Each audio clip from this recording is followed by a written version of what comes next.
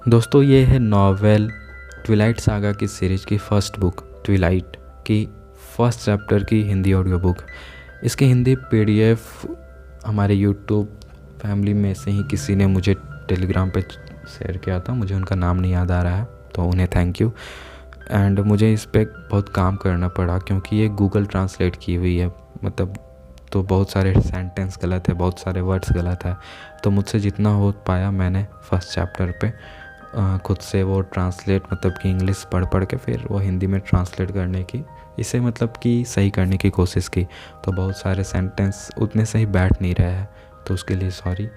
And चलिए फिर शुरू करते हैं चैप्टर 1 की। प्रस्तावना। मैंने कभी नहीं सोचा था कि मैं कैसे मरूंगी। हालांकि मेरे पास पिछले कुछ महीनों में पर्याप्त कारण था, लेकिन अगर मेरे पास भी होता तो मैं इस तरह की कल्पना नहीं की होती। मैंने लंबे कमरे में शिकारी की अंधेरी आंखों में सांस लिए बिना देखा और उसने देखा सुखद रूप से मुझ पर। निश्चित रूप से यह किसी और के स्थान पर मरने का एक अच्छा तरीका था जिसे मैं प्यार करती थी, कुलीन, यहाँ तक कि वह चाहिए किसी चीज़ के लिए। मुझे पता था कि अगर मैं कभी फोक्स में नहीं आ जाती तो मुझे अब मौत का सामना नहीं करना पड़ता, लेकिन डर के रूप में मैं नहीं कर सकी निर्णय पर पछतावा करने के लिए खुद को। जब जीवन आपको आपकी किसी भी उम्मीद से परे एक सपना देता है, यह समाप्त हो जाता है। जैसे ही वह मुझे मारने के लिए आगे बढ़ा, शिकारी दोस्ताना तरीके से मुस्कुराया। चैप्टर 1, पहली नज़र। मेरी माँ ने मुझे हवाई अड्डे तक पहुंचाया। तापमान 75 डिग्री था। फिनिक्स, आकाश एक आदर्श बादल रहित नीला था। मैंने अपनी पसंदीदा शर्ट पहनी हुई थी, बिना आस्तीन का, सफ़ेद सुराख फीता। मैंने इसे विदाई के तौर पर पहना था। मेरा कैरी ऑन आइटम एक पार्का था। उत्तर पश्चिमी वाशिंगटन राज्य के ओलंपिक प्रायद्वीप में फोक्स नामक एक छोटा सा शहर के अंदर के तहत मौजूद है। बादलों में निकट निरंतर आवरण। इस महत्वहीन शहर में किसी भी अन्य स्थान की तुलना में अधिक बारिश होती है। संयुक्त राज्य अमेरिका। यह शहर और इसकी उदास सौर्यव्यापी छाया से मेरी माँ थी। मेरी माँ मेरे साथ भाग गई जब मैं कुछ महीने की ही थी। यह इस शहर में था कि मुझे खर्च करने के लिए मजबूर किया गया। हर गर्मियों में एक महीना, जब तक मैं 14 साल की नहीं थी। वह साल था जब मैंने आखिरकार अपना पैर नीचे रखा। ये पिछले 3 ग्रीष्मकाल मेरे पिताजी चार्ली मेरे साथ कैलिफोर्निया में 2 सप्ताह के लिए छुट्टी मना रहे थे। मैं फॉक्स को नापसंद करती थी। मैं फिनिक्स से प्यार करती थी। मुझे सूरज और भीषण गर्मी बहुत पसंद थी। मुझे जोरदार विशाल शहर पसंद था। बेला, मेरी माँ ने मुझसे कहा 1000 बार, आखिरी बार, इससे पहले कि मैं विमान में चलूँ, आपके पास यह करने के लिए नहीं है। छोटे बालों और हंसी की रेखाओं को छोड़कर मेरी माँ मेरी तरह दिखती है। उसे देखते ही मुझे घबराहट की एक ऐंठन महसूस हुई। मैं अपनी प्यारी, अनिश्चित, विक्षिप्त माँ को खुद की देखभाल करने के लिए कैसे छोड़ सकती हूँ। बेशक उसके पास अब फील था, इसलिए शायद बिलों का भुगतान हो जाएगा, रेफ्रिजरेटरों में खाना होगा, उसकी कार में गैस और किसी को फ़ोन करने के लिए जब वह खो गई। लेकिन फिर भी मैं जानना चाहती हूँ। मैंने झूठ बोला। मैं हमेशा एक बुरा झूठ बोलती थी, लेकिन मैं इस झूठ को इतनी बार हाल ही में कर रही थी कि यह लगभग अब आश्वस्त लग रहा था। चार्ली से कहो, चार्ली से मेरा हाय कहना। मैं कहूँगी, मैं तुम्हें जल्द ही देखूँगी, उसने ज़ोर देकर कहा। आप जब चाहे घर आ सकते हैं। मैं जल्द से जल्द वापस आऊँगी, जैसा कि आपको मेरी ज़रूरत है। लेकिन मैं वादे के पीछे उसकी आंखों में बलिदान देख सकती थी। मेरी चिंता मत करो, मैंने आग्रह किया। यह बहुत अच्छा होगा। आई लव यू माँ। उसने मुझे 1 मिनट के लिए कसकर गले लगाया और फिर मैं विमान पर चढ़ गई और वह चली गई। यह फिनिक्स से सिएटल के लिए 4 घंटे की उड़ान है। पोर्ट एंजलिस तक एक छोटे विमान में और 1 घंटे, और फिर फोक्स के लिए वापस 1 घंटे की ड्राइव। उड़ान मुझे परेशान नहीं करती। चार्ली के साथ कार में घंटे। हालांकि मैं थोड़ा चिंतित थी। चार्ली वास्तव में पूरी बात के बारे में काफ़ी अच्छा था। वह वास्तव में खुश लग रहा था कि मैं आ रही थी, किसी भी डिग्री के अस्तित्व के साथ पहली बार उसके साथ रहने के लिए। उसने मुझे पहले ही रजिस्टर करवा दिया था हाई स्कूल में और मुझे एक कार दिलाने में मदद करने जा रहा था। लेकिन चार्ली के साथ अजीब होना तय था। हम में से कोई भी ऐसा नहीं था जिसे कोई वह बोझ कहेगा, और मुझे परवाह किए बिना पता नहीं था कि क्या कहना है। मुझे पता था कि वह मेरे फैसले से थोड़ा ज़्यादा भ्रमित था। मुझे पहले मेरी माँ की तरह मैंने फॉक्स के लिए अपनी आरुचि का रहस्य नहीं बनाई थी। जब मैं पोर्ट एंजलिस में उतरी तो बारिश हो रही थी। मैंने इसे एक शगुन के रूप में नहीं देखा, बस अप्रिय। मैं पहले से ही सूरज को अलविदा कह दिया था। चार्ली क्रूज़ लेकर मेरा इंतज़ार कर रहा था। मैं भी यही उम्मीद कर रही थी। चार्ली पुलिस प्रखंड प्रमुख है। कांटे के अच्छे लोग। मेरे पैसों की कमी के बावजूद कार खरीदने के पीछे मेरा प्राथमिक प्रेरणा थी कि मैंने ऊपर लाल और नीली बत्ती वाली कार में शहर के चारों ओर जाने से मना कर दिया। कुछ भी धीमा नहीं, एक पुलिस वाले की तरह। चार्ली ने मुझे एक अजीबोगरीब एक हाथ से गले लगाया जब मैं विमान से अपना रास्ता ठोकर आ गई। आपको देखकर अच्छा लगा, वेल्स, उन्होंने मुस्कुराते हुए कहा। जैसे ही उन्होंने स्वचालित रूप से मुझे पकड़ लिया और मुझे स्थिर कर दिया। रेनी कैसी है? माँ ठीक है? आपको भी देखकर अच्छा लगा पिताजी। उसके चेहरे पर उसे चार्ली बुलाने की अनुमति नहीं थी। मेरे पास कुछ ही बैग थे। मेरे अधिकांश एरिजोन कपड़े वाशिंगटन के लिए बहुत पारगम्य थे। मेरी माँ और मैं मेरे शीतकालीन अलमारी के पूरक के लिए हमारे साधनों को जमा किया था, लेकिन यह अभी भी कम था। यह सब आसानी से क्रूजर का ट्रंक में फिट हो जाता है। मुझे आपके लिए एक अच्छी कार मिली, वास्तव में सस्ती, उन्होंने घोषणा की जब हम अंदर आए। किस तरह की कार? जिस तरह से उन्होंने आपके लिए अच्छी कार कहा था, उसके बारे में मुझे संदेश था, न कि केवल अच्छा गाड़ी। ठीक है, यह वास्तव में एक ट्रक है, एक चेवी। आपको यह कहाँ से मिला? क्या आपको लापूस में बिली ब्लेक डाउन याद है? लापूस तट पर छोटा भारतीय आरक्षण? नहीं ना? वह गर्मियों के दौरान हमारे साथ मछली पकड़ने जाते थे, चार्ली ने कहा। यह समझाएगा कि मैंने उसे क्यों याद नहीं किया। मैं दर्दनाक अनावश्यक चीज़ों को रोकने का अच्छा काम करती हूँ। वह अब व्हील चेयर में है, चार्ली ने जारी रखा जब मैंने कोई जवाब नहीं दिया। इसलिए वह अब और ड्राइव नहीं कर सकता और वह मुझे अपना ट्रक सस्ते में बेचने की पेशकश की। यह कौन सा वर्ष है? मैं उसकी अभिव्यक्ति के परिवर्तन से देख सकती थी कि यह प्रश्न था जिसकी वह उम्मीद कर रहा था। ठीक है, बिली ने इंजन पर बहुत काम किया है। यह वास्तव में केवल कुछ साल पुराना है। मुझे उम्मीद था कि उसने मेरे बारे में इतना कम नहीं सोचा था कि मुझे विश्वास हो कि मैं इतनी आसानी से हार मान लूँगी। उन्होंने इसे कब खरीदा? उन्होंने इसे 1984 में खरीदा था, मुझे लगता है। क्या उसने इसे नया खरीदा? नहीं, मुझे लगता है कि यह 60 के दशक की शुरुआत में नया था या 50 के दशक के अंत में। जल्द से जल्द उसने भेड़ चाल में स्वीकार किया। पिताजी, मैं वास्तव में कारों के बारे में कुछ नहीं जानती। अगर कुछ भी गलत हो गया तो मैं इसे ठीक नहीं कर पाऊँगी और मैं एक मैकेनिक को अफोर्ड नहीं कर सकती। वास्तव में बेला यह बहुत अच्छी है, वे उन्हें अब इस तरह नहीं बनाते हैं। मैंने खुद सोचा, इसकी संभावनाएं थी एक उपनाम के रूप में, बहुत कम से कम। कितना सस्ता है। आखिरकार यही वह हिस्सा था जिससे मैं समझौता नहीं कर सकती थी। ठीक है प्रिय, मैंने इसे आपके लिए पहले ही खरीद लिया है, घर वापसी के उपहार के रूप में। चार्ली ने मुझे बगल में देखा, एक उम्मीद भरी निगाहों के साथ। क्या बात है, निःशुल्क? आपको ऐसा करने की ज़रूरत नहीं थी पिताजी। मैं खुद एक कार खरीदने जा रही थी। मुझे कोई आपत्ति नहीं, मैं चाहता हूँ कि तुम यहाँ खुश रहो। यह कहते हुए वह आगे सड़क की ओर देख रहा था। चार्ली अपनी भावनाओं को ज़ोर से व्यक्त करने में सहज नहीं था। मुझे उससे यह विरासत में मिला है, तो मैं देख रही थी कि यह वास्तव में अच्छा है पिताजी, धन्यवाद। मैं वास्तव में इसकी सराहना करती हूँ। यह जोड़ने की ज़रूरत नहीं है कि फॉक्स में मेरा खुश रहना एक असंभवता था। उसे मेरे साथ पीड़ित होने की ज़रूरत नहीं थी और मैंने कभी मुंह में खाली ट्रक नहीं देखा या इंजन। ठीक है, अब आपका स्वागत है। मेरे धन्यवाद से वह बुदबुदाया। हमने मौसम पर कुछ और टिप्पणियों का आदान प्रदान किया जो गीला था और वह इसके लिए बहुत अधिक बातचीत थी। हमने चुपचाप खिड़कियों से बाहर देखा।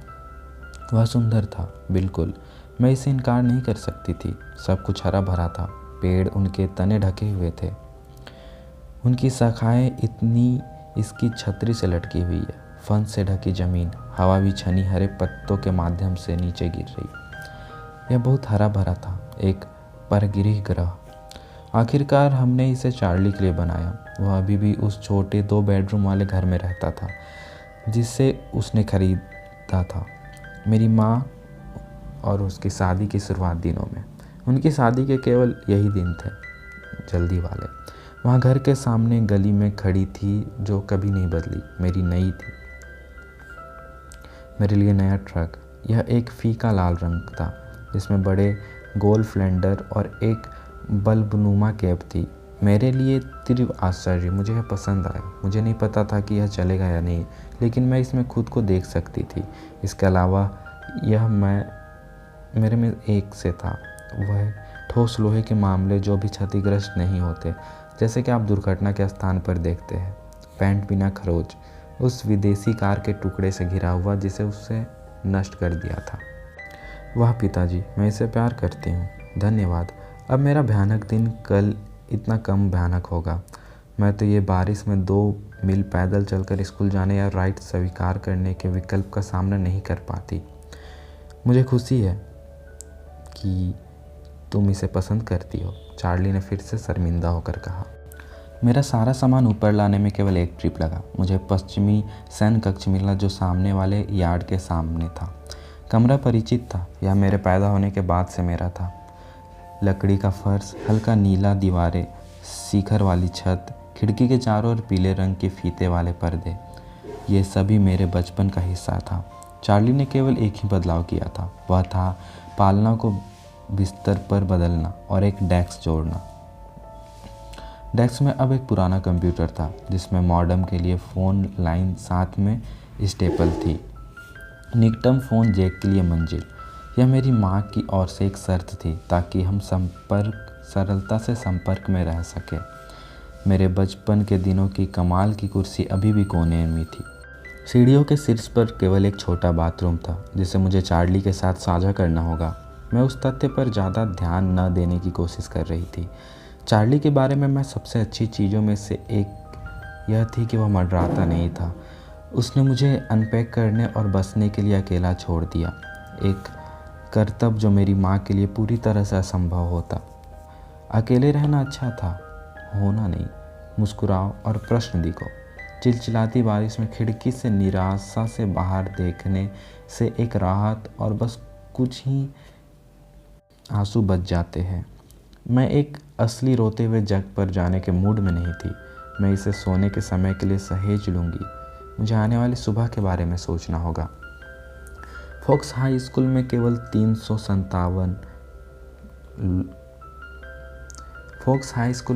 357 एक भयावह कुल था।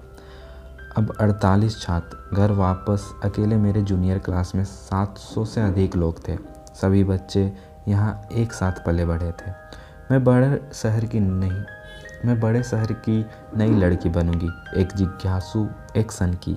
हो सकता है अगर मैं फिनिक्स की एक लड़की की तरह दिखती तो मैं अपने फ़ायदे के लिए यह काम कर सकती थी, लेकिन शारीरिक रूप से मैं कभी भी कहीं फिट नहीं होती। मुझे स्पोर्टी गोरा होना चाहिए, वॉलीबॉल खिलाड़ी या चीयर लीडर शायद। वे सब वस्तुएं जो सूर्य की तरह तराई में रहने से चलती है। इसके बजाय मैं हाथी दांत की चमड़ी वाली थी, बिना नीली आंखें या लाल बालों के बहाने के। निरंतर होने के बावजूद धूप में हमेशा पतली थी, लेकिन किसी तरह नर्म, जाहिर तौर पर एथलीट नहीं। मेरे पास खुद को अपमानित किए बिना खेल खेलने के लिए आवश्यक हाथ, आँख और खुद को नुकसान पहुंचाना और कोई भी जो बहुत करीबी खड़ा था यही करती थी। जब मैंने अपने कपड़े पुराने पाइन ड्रेसर में डाल दिए तो मैंने अपना बाथरूम की ज़रूरतों का बैग ले लिया और यात्रा के दिन के बाद खुद को साफ़ करने के लिए बाथरूम में गई। मैंने मिरर में अपना चेहरा देखा, जैसे कि मैंने अपने उलझे हुए नम बालों को ब्रश किया। शायद वह उजला था, लेकिन मैं पहले से ही उदास लग रही थी, अस्वस्थ। मेरी त्वचा सुंदर हो सकती है, यह बहुत स्पष्ट थी, लगभग पारभासी दिख रही थी, लेकिन यह सब निर्भर थी रंग पर। मेरा यहाँ कोई रंग नहीं था। आईने में अपने हल्के प्रतिबिंब का सामना करते हुए मुझे यह स्वीकार करने के लिए मजबूर होना पड़ा कि मैं खुद से झूठ बोल रही थी। यह सिर्फ नहीं था शारीरिक रूप से कि मैं कभी फिट नहीं हो पाती, और अगर मुझे 3000 लोगों वाले स्कूल में जगह नहीं मिली तो क्या मेरे मौके यहाँ थे? मैं अपने उम्र के लोगों के साथ अच्छा संबंध नहीं रखती थी। सच्चाई यह थी कि मैं लोगों से अच्छी तरह संबंध नहीं रख पाती थी। यहाँ तक कि मेरी माँ, जो मैं ग्रह पर किसी और की तुलना में करीब थी, मेरे साथ कभी सामंजस्य नहीं रहती थी। कभी नहीं। कभी मैं सोचती थी कि क्या मैं अपनी आँखों से वही चीज़ें देख रही हूँ जो बाकी दुनिया उनके माध्यम से देख रही थी। शायद मेरे दिमाग में कोई खराबी थी जो मायने रखता था, और कल सिर्फ शुरुआत होगी। रोने के बाद भी उस रात मुझे ठीक से नींद नहीं आई। बारिश और हवा की लगातार फुहार छत के पार पृष्ठभूमि में फीका नहीं होगा। मैंने अपने सिर पर फीकी पुरानी रजाई खींची और बाद में तकिया भी जोड़ा, लेकिन मैं आधी रात के बाद तक सो नहीं सकी। जब बारिश आखिरकार थम गई, शांत बूंदाबांदी के बाद, घना कोहरा में सुबह अपनी खिड़की से बाहर देख सकती थी और मुझ पर क्लास्ट्रोफोबिया रेंगते हुए महसूस हो रही थी। तुम यहाँ कभी आकाश नहीं देख सकते, यह एक पिंजरे की तरह है। चार्ली के साथ नाश्ता एक शांत घटना थी। उन्होंने मुझे स्कूल की शुभकामनाएं दी। मैंने उसे धन्यवाद दिया। उसके बारे में जानकर आशा बर्बाद हो गई। सौभाग्य ने मुझे बचाने की कोशिश की। चार्ली पहले उस पुलिस स्टेशन के लिए रवाना हुआ जो उसका था, पत्नी और परिवार दोनों। उनके जाने के बाद मैं 3 बेजोड़ कुर्सियों में से एक में पुरानी चौकर ओक के मेज पर बैठ गई और उसकी छोटी सी रसोई की जांच की, जिसमें उसकी अंधेरे पैनल वाले दीवारें, चमकीले पीले रंग के अलमारियों और सफ़ेद लिनोलियम फर्श थे। कुछ भी नहीं बदला। मेरी माँ ने 18 साल पहले अलमारियों लाने की कोशिश में पेंट किया था। बगल के रुमाल के आकार के परिवार के कमरे में छोटे चिमनी के ऊपर चित्रों की एक पंक्ति थी। पहले लॉस वेगस में चार्ली और मेरी माँ की शादी की तस्वीर, फिर उनमें से एक मेरे पैदा होने के बाद अस्पताल में हम तीनों, एक सहायक नर्स के द्वारा ली गई तस्वीर। उसके बाद मेरा जुलूस निकाला गया। पिछले साल तक के स्कूल की तस्वीरें, वे देखने में शर्मनाक थे। मुझे देखना होगा कि मैं कहाँ हूँ। चार्ली को उन्हें कहीं और रखने के लिए यूज कर सकते थे, कम से कम जब मैं यहाँ रह रही थी। यह असंभव था। इस घर में होने के नाते यह महसूस नहीं करना था कि चार्ली ने कभी मेरे माँ पर काबू नहीं पाया। इसने बनाया मुझे असहज। मैं स्कूल के लिए बहुत जल्दी नहीं जाना चाहती थी, लेकिन मैं अब घर में नहीं रह सकती थी। मैंने अपनी जैकेट पहन ली, जिसमें एक बायो हार्ट सूट का एहसास था, और बारिश में निकल गई। यहाँ अभी भी बूंदाबांदी थी। घर के चाबी के लिए पहुँचते ही मुझे तुरंत भिगोने के लिए पर्याप्त नहीं थी। हमेशा चील के नीचे दरवाजे से छिपा रहता और बंद कर दिया जाता था। मेरे नए जल रोधक का स्लोसिंग जूते बेचैन कर रहे थे। चलते चलते मैं बाजारी के सामान्य कमी से चूक गई। मैं रुक नहीं सकी और मेरी प्रशंसा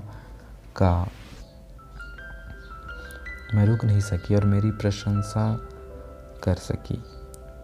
मैं अपने सिर के चारों ओर घूमने वाले धुंध से बाहर निकलने की जल्दी में थी और मेरे हुड के नीचे मेरे बालों से चिपक गया। ट्रक के अंदर यह अच्छा और सूखा था। बिली या चार्ली ने स्पष्ट रूप से इसे साफ कर दिया था, लेकिन तन असबावला सीटों में अभी भी तंबाकू, गैसोलीन और पुदीना की हल्की गंध आ रही थी। इंजन जल्दी से चालू हो गया। मेरी राहत लेकिन ज़ोर से जीवन के लिए गर्जना और फिर शीर्ष मात्रा में निष्क्रिय होना। खैर, इस पुराने ट्रक के लिए बाध्य किया गया था। एंटीक रेडियो ने काम किया, एक पल्स जिसकी उम्मीद नहीं थी। स्कूल ढूंढना मुश्किल नहीं था, हालांकि मैं वहाँ पहले कभी नहीं गई थी। स्कूल अन्य चीज़ों की तरह था। यह स्पष्ट नहीं था कि यह एक स्कूल था, केवल संकेत जिसने इसे घोषित किया। फोक्स हाई स्कूल ने मुझे रोक दिया। यह मेल खाने वाले घरों के संग्रह की तरह लग रही थी, जिससे साथ बनाया गया, मैरून रंग की ईंटों की। इतने सारे पेड़ और झाड़ियों थी कि मैं पहले इसका आकार नहीं देख सकती थी। संस्था की भवन कहाँ थी? मैंने उदासीन रूप से सोचा। चैन लिंक बाड़े के धातु। मैंने पहली इमारत के सामने पार्क किया, जिस पर दरवाजे के सामने एक छोटा सा चिन्ह था जो सामने कार्यालय है बता रहा था।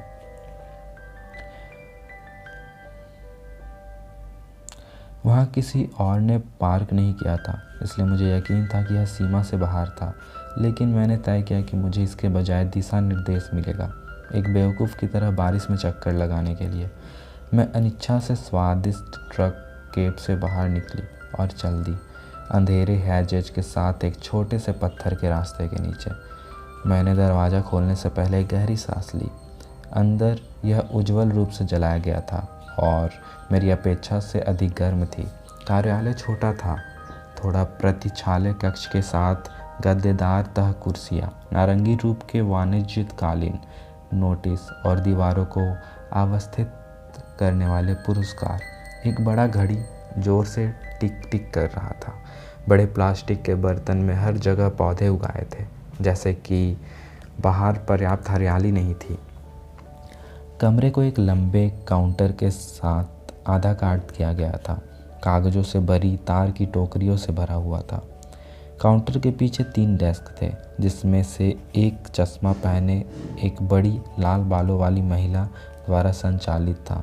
उसने बैगनी रंग के टी शर्ट पहन रखी थी, जो तुरंत मुझे ओवर ड्रेस महसूस कराई। लाल बालों वाली महिला ने ऊपर देखा। क्या मैं आपकी मदद कर सकती हूँ? मैं इस बेला स्वान हूँ, मैंने उसे सूचित किया और तत्काल जागरूकता ने उसकी आंखों को प्रकाश में देखा। मुझे उम्मीद थी एक गपशप का विषय, कोई संदेह नहीं है। मुखिया की उड़ान भरी पूर्व पत्नी की बेटी, आखिर में घर आ जा। बेशक, उसने कहा। उसने अपने डेस्क पर दस्तावेजों की एक अनिश्चित रूप से ढेर के मायने में खोदा, जहाँ तक कि वह नहीं था जिसे वो ढूंढ रही थी। फिर उसे वो मिल गया। मेरे पास आपका कार्यक्रम है और स्कूल का नक्शा। वह रोज दिखाने के लिए काउंटर पर चली गई। वह मेरे लिए मेरी कक्षाओं से गुजरी, नक्शे पर प्रत्येक के लिए सर्वोत्तम मार्ग पर प्रकाश डाला और मुझे एक पर्ची दी, प्रत्येक शिक्षक का चिन्ह, जिसे मुझे दिन के अंत में वापस लाना था। वह मुझ पर मुस्कुराई और आशा की, चार्ली की तरह, कि मैं इसे या फॉक्स में पसंद करूंगी। मैं यथासंभव आश्वस्त होकर वापस मुस्कुराई। जब मैं वापस अपने ट्रक के लिए निकली तो अन्य छात्र आने लगे थे। मैं स्कूल के चारों ओर चली गई, यातायात की रेखा के बाद। मुझे यह देखकर खुशी हुई कि ज़्यादातर कारें मेरी तरह पुरानी थी। कुछ भी आकर्षक नहीं था, पर घर में कुछ निम्न आन वाले पड़ोसी में से एक में रहता था जो पैराडाइज वैली में शामिल थे। स्टूडेंट लो में नई मर्सिडीज देखना आम बात थी। यहाँ की सबसे अच्छी कार एक चमकदार वेल्वो था और यह बाहर खड़ा था। फिर भी जैसे ही मैं एक जगह पर थी, मैंने इंजन काट दिया ताकि गड़गड़ाहट की मात्रा मेरी ओर ध्यान आकर्षित नहीं करेगी। मैंने ट्रक के नक्शे को देखा। अब इसे याद करने की कोशिश कर रही हूँ। उम्मीद है कि मुझे साथ घूमना नहीं पड़ेगा। यह पूरे दिन मेरी नाक के सामने अटकर रहा। मैंने अपने बैग में सब कुछ भर दिया, अपने कंधे पर पट्टा लटका दिया और एक बड़ी सी सांस ली। मैं यह कर सकती हूँ, मैंने खुद से बहुत झूठ बोला। कोई मुझे काटने वाला नहीं था। मैं अंत में सांस छोड़ी और ट्रक से बाहर निकल गई। किशोरों के साथ भीड़ में फुटपाथ पर जाते ही मैंने अपना चेहरा अपने हुड में वापस खींच लिया। एक बार जब मैं कैफेटेरिया के आसपास गई तो तीसरा बिल्डिंग आसानी से देखा जा सकता था। एक बड़ा सा काला A3 पर चित्रित किया गया था, पूरे कोने पर सफ़ेद वर्ग में। मैंने महसूस किया कि मेरे श्वास धीरे धीरे हाइपरटेंशन की ओर बढ़ रहा है, क्योंकि मैं दरवाजे के पास पहुंच गई थी। दरवाजे से 2 यूनिसेक्स रेनकोट का पीछा करते हुए मैंने अपने सांस रोकने की कोशिश की। कक्षा छोटी थी। मेरे सामने के लोग अपने कोट टांगने के लिए दरवाजे के अंदर ही रुक गए, हुक की एक लंबी पंक्ति पर। मैंने उनकी नकल की। वे 2 लड़कियां थीं, एक चीनी मिट्टी के रंग की गोरी, दूसरे हल्के भूरे बालों के साथ। कम से कम मेरी त्वचा यहाँ एक स्टैंड आउट नहीं होगी। मैं पर्ची को शिक्षक के पास ले गई। एक लंबा गंजा आदमी जिसकी मेज पर एक नेम प्लेट थी जिसमें उसकी पहचान स्वांस के रूप में था। जब उसने मेरा नाम देखा तो उसने मुझे देखा। उत्साहजनक प्रतिक्रिया नहीं दी, लेकिन कम से कम उसने मुझे परिचय दिए बिना मुझे पीछे एक खाली डेस्क पर भेज दिया। मेरे नए सहपाठियों के लिए मुझे पीछे से घूरना कठिन था, लेकिन वे किसी तरह कामयाब रहे। मेरी नज़र उस पठन सूची पर टिकी रही जो शिक्षक ने मुझे दी थी। यह काफ़ी बुनियादी था। ब्रांटे, शेक्सपियर और चौसर फ्लांकर। मैं पहले ही सब कुछ पढ़ चुका हूँ। वह सुकून देने वाला था और उबाऊ। मैं सोच रही थी कि क्या मेरी माँ मुझे पुराने निबंधों का फ़ोल्डर भेजती, या अगर वह सोचती है धोखा हो रहा है। मेरे दिमाग में अलग अलग प्रकार की बातें आ रही थी। जब घंटी बजी, एक नाक से भनभनाहट की आवाज़ आई। त्वचा की समस्या वाला एक गेंगली लड़का और तेल की तरह काले बाल मुझसे बात करने के लिए गलियारे में झुका। तुम इसाबेला स्वान हो ना? वह अत्यधिक मददगार शतरंज क्लब प्रकार की तरह लग रहा था। बेला, मैंने सही किया। 3 सीटों के दायरे में हर कोई मेरी तरफ देखने लगा। आपकी अगली कक्षा कहाँ है? उसने पूछा। मुझे अपने बैग चेक करना होगा। गवर्नमेंट जेफरसन के साथ, बिल्डिंग 6 में। मैं बिल्डिंग 4 के निर्माण की ओर देखा। मैं आपको रास्ता दिखा सकता हूँ। निश्चित रूप से अति सहायक। मैं एरिक हूँ, उसने जोड़ा। मैंने उसे धन्यवाद कहा और मुस्कुराई। हमने अपनी जैकेट ली और बारिश में चले गए, जो तेज हो गई थी। मैं शपथ ले सकती थी कि हमारे पीछे के लोग सुनने के लिए काफ़ी करीब चल रहे थे। मुझे आशा थी कि मैं पागल नहीं हो रही थी। तो यह फिनिक्स से बहुत अलग है? उसने पूछा। बहुत। वहाँ बहुत बारिश नहीं होती है ना? साल में 3-4 बार। वाह, यह कैसे होना चाहिए? उसने आश्चर्य किया। सनी, मैंने उससे कहा, आप बहुत तन्नी दिखती है। मेरी माँ पॉर्ट अल्बिनो है। उसने आंशिक रूप से मेरे चेहरे का ध्यान किया और मैंने आह भरी। ऐसा लग रहा था कि बादल है और हास्य की भावना मिश्रित नहीं हुई है। इसके कुछ महीनों और मैं भूल जाऊंगी कि व्यंग का उपयोग कैसे किया जाता है। हम कैफेटेरिया के चारों और जिम के दक्षिण इमारतों में वापस चले गए। ठीक है, गुड लक, मैंने हैंडल को छूते हुए कहा। शायद हमारे पास कुछ अन्य कक्षाएं होगी, उसने कहा। मैं उसे देखकर मुस्कुराई और अंदर चली गई। बाकी की सुबह लगभग उसी अंदाज में गुजरी। मेरी त्रिकोणमिति शिक्षक मिस्टर वार्नर, जो मैं वैसे भी सिर्फ उनके द्वारा पढ़ाए जाने वाली विषय के कारण नफरत होती, केवल वही था जिसने मुझे खड़ा किया कक्षा के सामने और अपने परिचय दिलाया। मैं हकलाने लगी, शर्मा गई और अपने जूते पर फिसल गई। 2 कक्षाओं के बाद मैंने प्रत्येक कक्षा में कई चेहरों को पहचानना शुरू किया। हमेशा कोई था दूसरे की तुलना में बहादुर, जो अपना परिचय देता है और मुझे सवाल पूछते हैं, क्या पसंद है? मैंने कूटनीतिक होने की कोशिश की, लेकिन ज़्यादातर मैंने बहुत झूठ बोला। कम से कम मुझे नक्शे की कभी ज़रूरत नहीं पड़ी। एक लड़की मेरे बगल में, ट्रिग और स्पेनिश दोनों में बैठी थी और वह मेरे साथ लंच के लिए कैफेटेरिया चली गई। वह छोटी थी, मेरे 5 फीट 4 इंच से कई इंच छोटी थी, लेकिन उसके बेतहाशा घुंघरेरे कालो बालों ने उसे मेरी बराबर बना दिया था। हमारी ऊंचाई के बीच अंतर नहीं लग रहा था। मुझे उसका नाम याद नहीं आ रहा, इसलिए मैंने मुस्कुराते हुए सिर हिलाया। शिक्षकों और कक्षाओं को लेकर हंगामा किया। मैंने बने रहने की कोशिश नहीं की। हम उसके कई दोस्तों के साथ एक पूरी मेज के अंत में बैठे, जिनसे उसने मेरा परिचय कराया। मैं उन सब का नाम भूल गई जैसा ही उन्होंने बताया। एरिक ने तभी मुझे बाहर से इशारा किया। यहाँ था वो, लंच रूम में बैठा, साथ जिज्ञासु अजनबियों के साथ बातचीत करने की कोशिश कर रहा था। वे कैफेटेरिया के कोने में बैठे थे, जहाँ से मैं लंबे कमरे में जितना हो सके उतना दूर बैठी थी। वे बात नहीं कर रहे थे और वे खा भी नहीं रहे थे। हालांकि उनमें से प्रत्येक के पास ट्रे थी। उनके सामने अछूत खाना अधिकांश अन्य छात्रों के विपरीत था। वे मुझ पर ध्यान नहीं दे रहे थे, इसलिए यह था अत्यधिक रुचि रखने वाला। जोड़ों से मिलने के लिए डर के बिना उन्हें घूरना सुरक्षित है, लेकिन यह कोई नहीं था। इन बातों में मेरा ध्यान पकड़ा और धारण किया। मेरी नज़र एक लड़के पे पड़ी। वे कौन है? मैंने अपनी स्पेनिश कक्षा की उस लड़की से पूछा जिसका नाम मैं भूल गई हूँ। जैसे ही उसने देखा कि मेरा क्या मतलब है, हालांकि पहले ही शायद मेरे स्वर से अचानक उसने उसकी ओर देखा। पतला वाला, बचकाना सा, सबसे छोटा शायद। उसने मेरे पड़ोसी की ओर देखा, बस 1 सेकंड का एक अंश, और फिर उसने काली आंखों में चमक उठ गई। उसने मेरी ओर अधिक तेज़ी से देखा।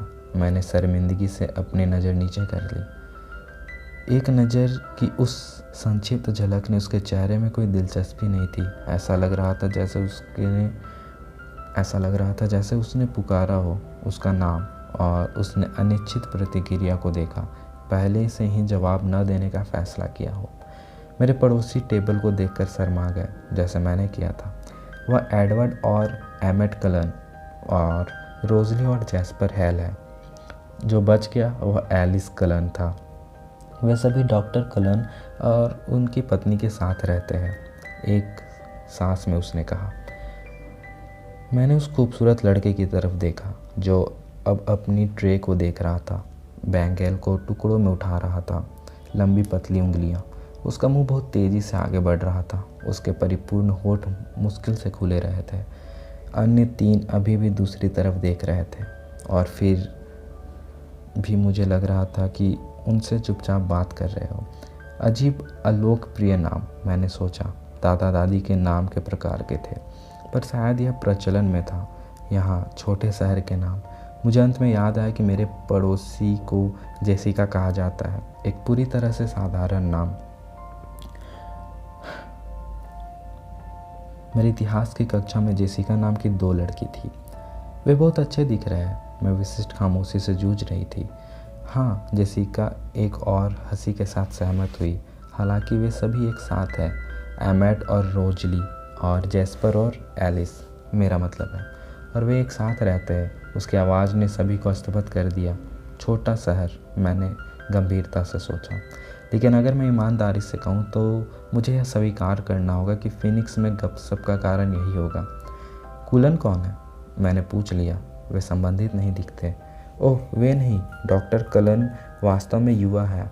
उनके 20वीं या शुरुआती 30वां सदक में वे सभी गोद लिए गए।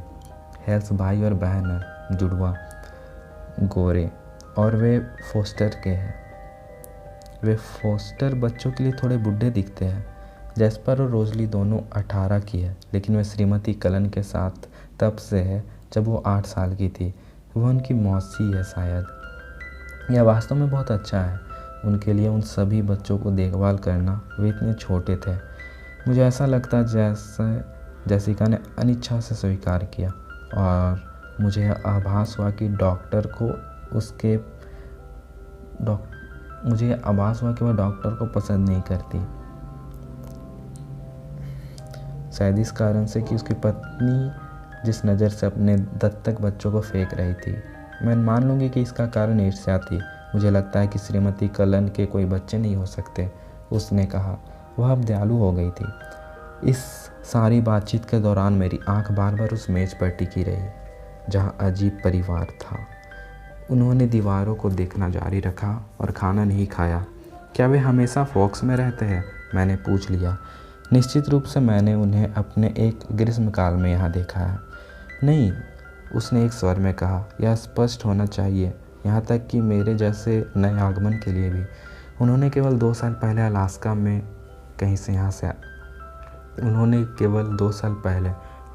कहीं से यहाँ आए हैं।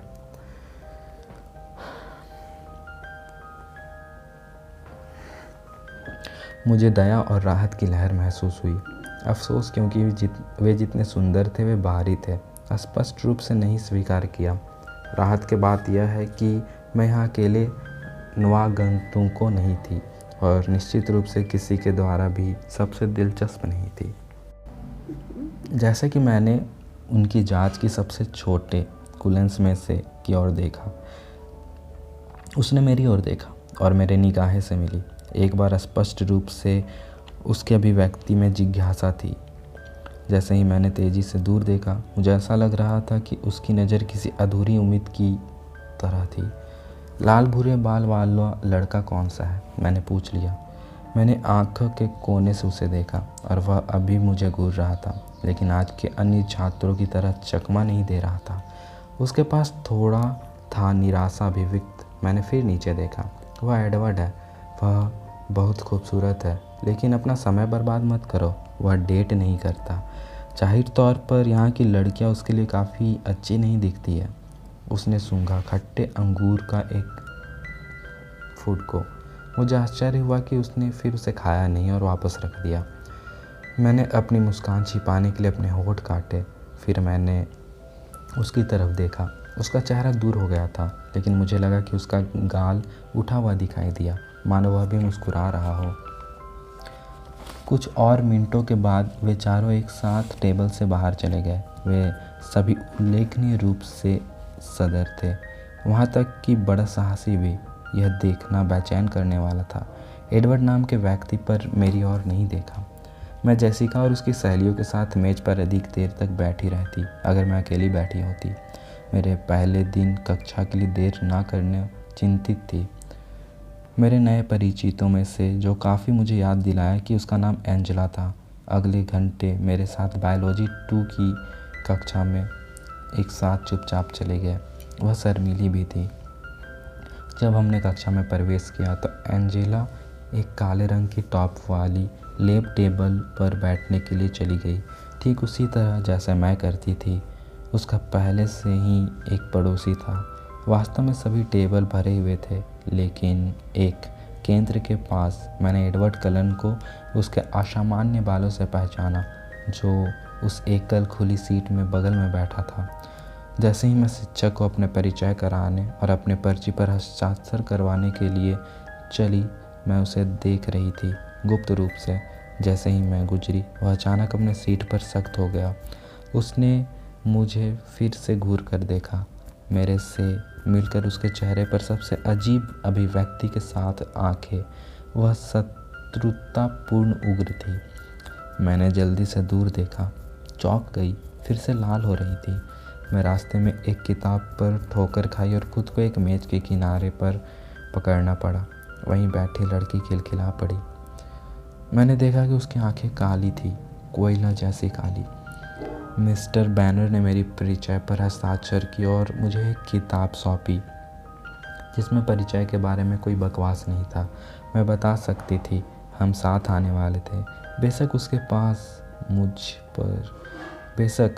पास मुझे बीच में एक खुली सीट पर भेजने के अलावा कोई चारा नहीं था। जब मैं उनके पास बैठने के लिए गई तो मैंने अपनी आंखें नीचे रखी। उनके द्वारा दी गई विरोधी घूरन से अब हतप्रभ थी मैं। जब मैंने अपनी किताब को टेबल पर रखा और अपनी सीट पर बैठ गई तो मैंने ऊपर नहीं देखा, लेकिन मैंने देखा कि उसका आसन बदल गया था।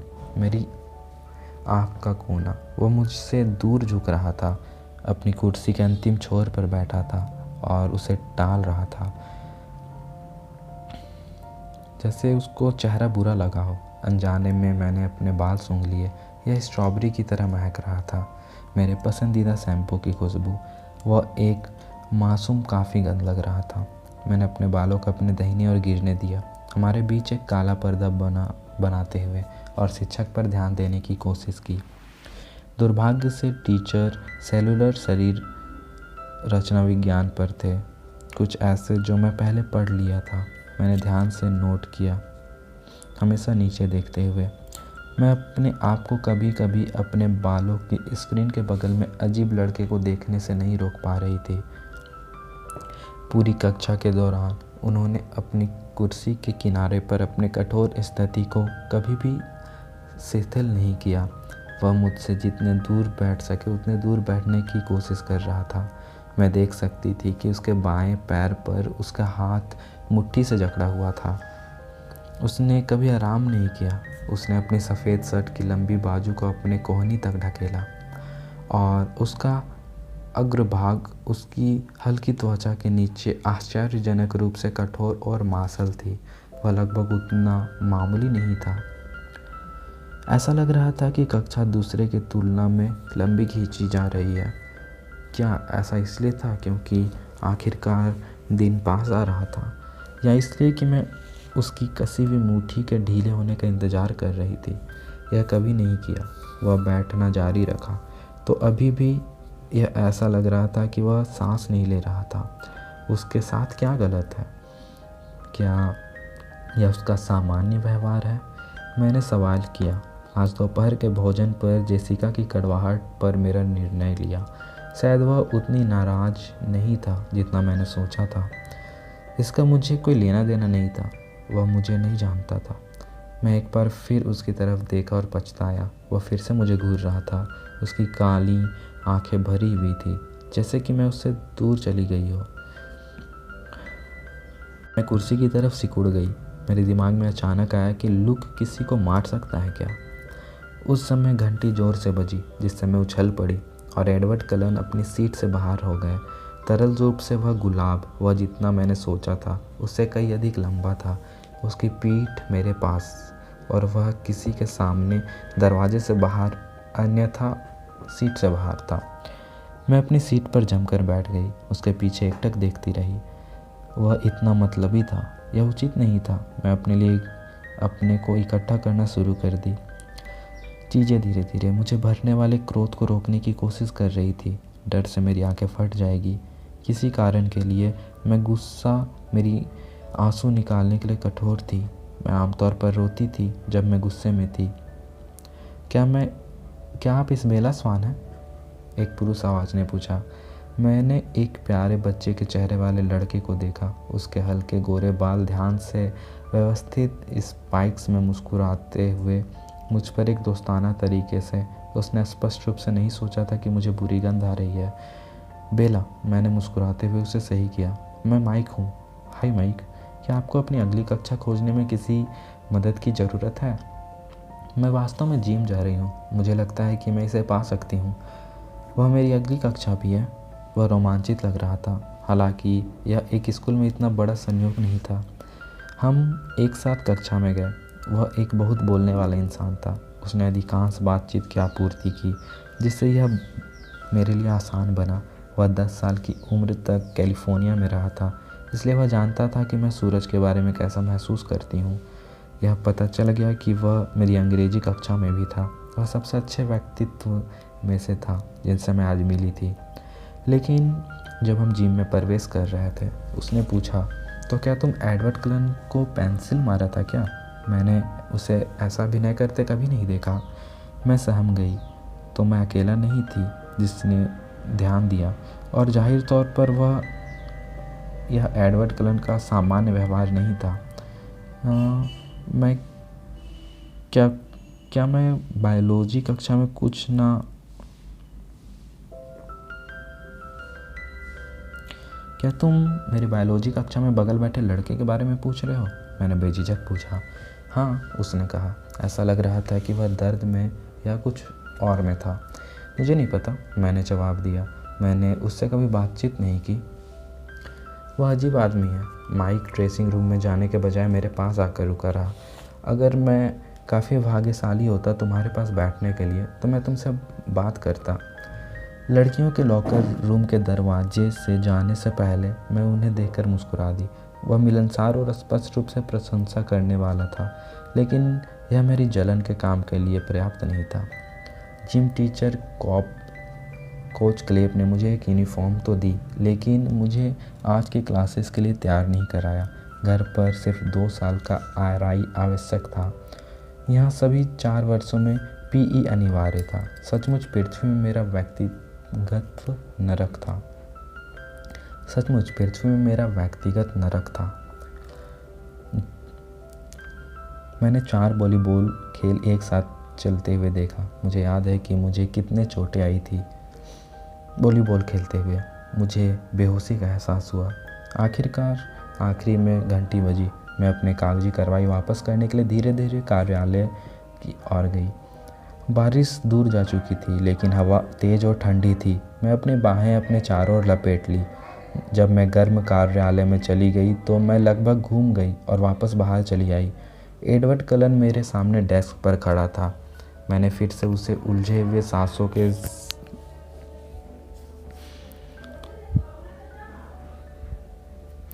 मैंने फिर से उसे उलझे हुए कांसे के बालों से पहचान लिया। मेरे प्रवेश द्वार की आवाज़ नोटिस नहीं की उसने। मैं पीछे की दीवार से दबकर खड़ी थी, इंतज़ार कर रही थी रिसेप्शनिस्ट के फ्री होने की। वह उससे धीमी आकर्षक आवाज़ में बहस कर रहा था। मैंने जल्दी से तर्क का सार समझ लिया। वह 6ठे घंटे के जीव विज्ञान को दूसरी टाइम में करने को कह रहा था। मुझे विश्वास नहीं हो रहा था कि यह मेरे बारे में है। कुछ और होना ही था। कुछ हुआ जो इससे पहले कि मैं जीव विज्ञान कक्षा में प्रवेश करती। उसके चेहरे पर भाव और एक उत्तेजना के बारे में रहा होगा पूरी तरह से। यह असंभव था कि अजनबी मुझसे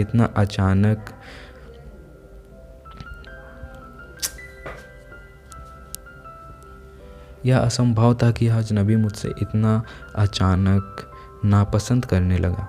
दरवाज़ा फिर से खुला और ठंडी हवा अचानक कमरे में घुस गई। कागजों में ससराहट हुई। मेरे बालों का मेरे चेहरे के चारों ओर घूम रहा था। दरवाज़ा फिर से खुला और ठंडी हवा अचानक से कमरे में घुस गई। डेस्क के कागज़ पर सरसराहट हुई।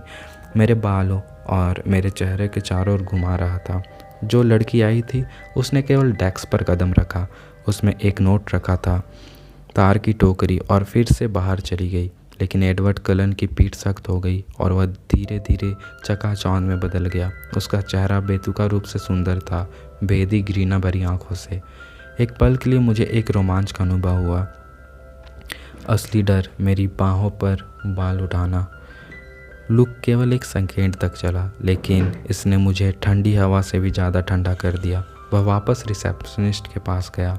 तो कोई बात नहीं, उसने मखमली जैसी आवाज़ में जल्दबाजी में कहा।